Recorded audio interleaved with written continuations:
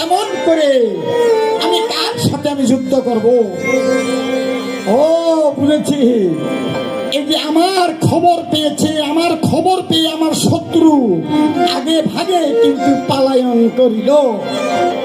দেখি আমি এ ধনুকে টঙ্কার দেব, হয়তো কারো গায়ে যদি হিট লাগে তাহলে সে এগিয়ে আসবে, তখন আমি তার সাথে যুদ্ধ করতে পারবো, আমার মনের বাসনা আমার পূর্ণ হবে। তাই কি করলেন রাবণ রাজা? আজকে মা দুর্গার নাম নিয়ে ধনুকে টঙ্কার দিলেন, আর ধনু টঙ্কারে স্বর্গ মর্ত্য পাতাল 3 দেশ কম্পিত হইলেন। আর এদিকে শ্রীরামচন্দ্র তখন আপনি কি করলেন? এই শ্রীরামচন্দ্র ধনটঙ্কারের কথা শুনে তখন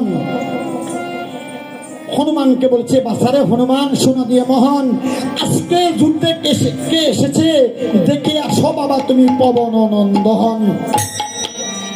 আর এদিকে হনুমান তখন আপনি কি করলেন? শ্রীরামচন্দ্রের চরণে প্রণাম করে ওই যুদ্ধ ক্ষেত্রে গিয়ে তখন আপনি দর্শন দিলেন।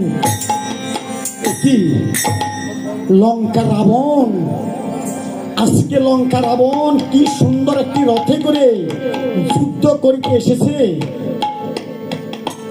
তার 10 মুন্ড 20 হাত বা কি শোভা লাগে রথের মধ্যে।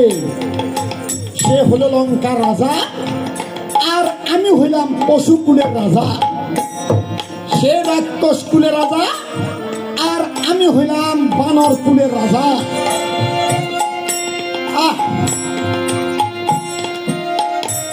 আমার তো কিন্তু মান সম্মান আছে, আমি রাবণের এই রথের সাইতে আমি আরো সুন্দর করে একখানা রথ সৃজন করব।